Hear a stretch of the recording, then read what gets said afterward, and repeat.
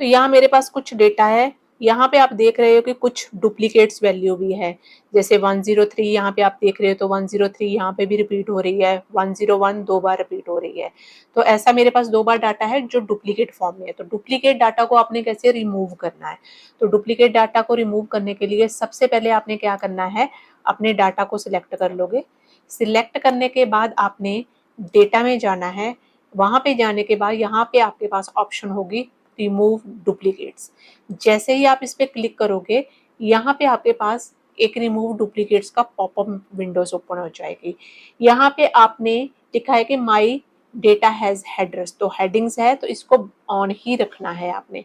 तो यहाँ पे आपके पास सारे कॉलम्स हैं, तो मैं सारे कॉलम में से डेटा देख रही हूँ कि डुप्लीकेट है कि नहीं। तो अभी मैं किसी को भी अनसिलेक्ट नहीं कर रही हूँ। ओके करूंगी तो यहाँ पे वो बोल देगा नो डुप्लीकेट वैल्यूज। तो ऐसा क्यों हुआ है, डुप्लीकेट वैल्यू क्यों नहीं आई है, तो वो चीज देखते हैं पहले हम। अब यहाँ पे इसलिए वो डेटा नहीं आया है, अब वो डुप्लीकेट वैल्यू इसलिए नहीं आई है क्योंकि आप देख रहे हो कि 10 वाला जो कॉलम है 101, जो कि यहाँ पर भी क्या हो रहा है, रिपीट हो रहा है। यहाँ पे आप देख रहे हो मोबाइल से पहले स्पेस नहीं है और यहाँ पे स्पेस दी हुई है। तो एक्सेल क्या समझता है, अगर स्पेस दी हुई है तो वो उसको एज ए एक्स्ट्रा करैक्टर लेके चलता है। तो ये डेटा मैच नहीं हो रहा, तो दैट्स वाई उसने बोल दिया कि कोई भी डुप्लीकेट डेटा है ही नहीं है पूरे कॉलम में।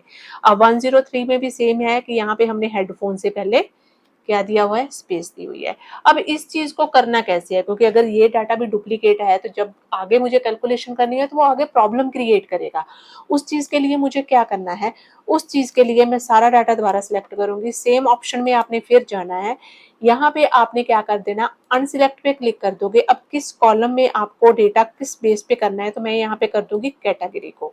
आप एक से ज्यादा को भी कर सकते हो। तो कैटेगरी पे आप जाएगा तो कैटेगरी पे तो मोबाइल्स भी बहुत ज्यादा है, तो हम क्या करते हैं प्रोडक्ट आईडी को कर लेते हैं। प्रोडक्ट आईडी, क्योंकि आईडी यूनिक होती है तो वहां से उसके लिए डुप्लीकेट डेटा फाइंड आउट करना इजी हो जाएगा। अब मैंने ओके किया तो यहाँ पे आप देख रहे हो two duplicate values, two duplicate 101 का भी डुप्लीकेट है एक और 103 का। जैसे मैं ओके करूंगी तो आपके डाटा में से डुप्लीकेट डेटा रिमूव हो जाएगा।